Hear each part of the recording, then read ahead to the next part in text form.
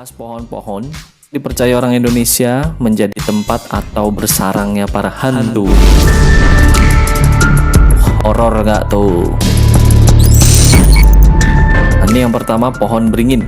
Beringin seringkali dikatakan sebagai pohon yang bertuah dan kental dengan mistis, lantaran punya nilai klinik yang tinggi. Orang-orang pun sering mengeramatkannya. Seperti benda keramat kebanyakan, pohon beringin juga punya banyak pantangan dalam memperlakukannya. Ribet amat kayak memperlakukan pacar sendiri ya.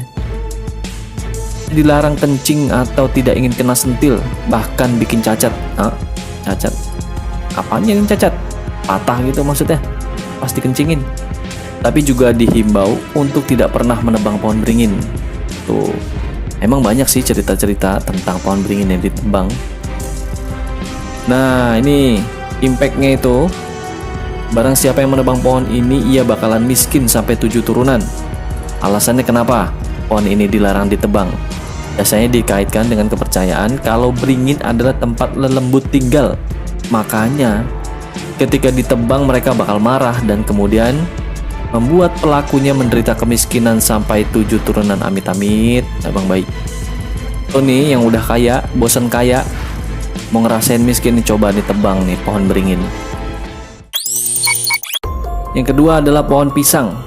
Pohon pisang juga sering kali dikaitkan dengan mitos-mitos. Biasanya sih orang langsung mengaitkan dengan salah satu makhluk halus. Konon pisang adalah tempat favorit. Waduh, gak enak banget nih nyebutnya nih. Konon pisang adalah tempat favorit pocong. Mungkin karena kesamaan bentuknya yang ada aja. Mungkin karena kesamaan bentuknya yang tegak lurus itu. Nah, selain itu ada mitos lain nih tentang pohon satu ini. Seringkali dikatakan kalau pisang dilarang untuk ditanam di halaman depan rumah. Mitosnya, kalau hal ini dilakukan, maka rumah tersebut akan selalu dinaungi energi-energi negatif. Cuman itu, konon bangsa yang tak kasat mata juga jadi suka bersemayam di rumah-rumah yang di depannya ada pohon pisangnya. Tiga itu pohon sawo. Nah, udah gak asing lagi nih, pohon sawo juga sering dikaitkan dengan hal mistis. Pohon sawo sering diidentikan dengan rumahnya genderuwo. Hanya ketika melewati pohon sawo selepas maghrib, biasanya sering tercium bau bakaran ubi yang biasanya ditandai eksistensi makhluk gaib itu. Coba lu jalan jangan di depannya pohon sawo, lewatin tuh belakangnya, kali aja ada orang lagi bakar ubi beneran. Soal mitos, banyak sekali kepercayaan masyarakat yang menghubungkan sawo dengan rumah. Konon katanya jika seseorang menanam sawo di pekarangan rumah, maka biasanya rumah tersebut senantiasa sepi.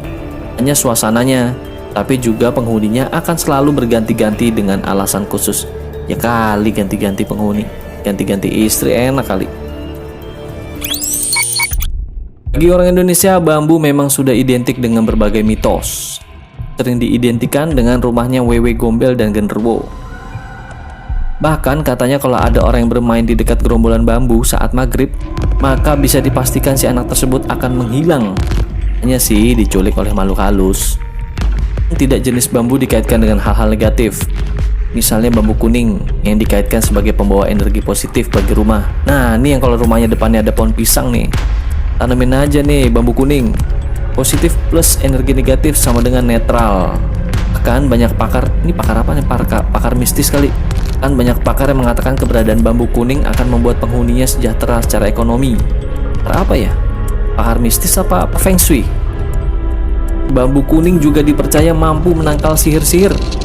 Yang bikin gue bingung gini, ini kalau misal nih pohon ini gue yang nanem, tempatin sama makhluk-makhluk itu, gue usir kan sah-sah aja. Apa perlu gue mintain duit kontrakannya? Next, yang kelima. Nah, nih yang buat para jomblowers nih. Katanya nih pohon bougainville ada kaitannya dengan jodoh loh. Kalau di rumah lo ada pohon bougainville, lo jomblo, kemungkinannya pohon itu yang bikin lo jomblo. Non katanya ketika pohon ini berdiri mesra di pelataran sebuah rumah, cailah pohon mesra-mesraan nama rumah, maka salah satu penghuni rumah tersebut bakal susah jodohnya. Aneh-aneh nih mitosnya nih, beneran apa enggak sih? Oke, itu dia tadi 5 mitos tentang pohon yang dipercaya orang Indonesia yang berkaitan dengan mistis. Ya mudah-mudahan sih nggak bener ya. Ya kalau misalnya salah satu ada yang tumbuh di depan rumah lo, dan kebetulan pas dengan info yang gua kasih. Ya, hatilah.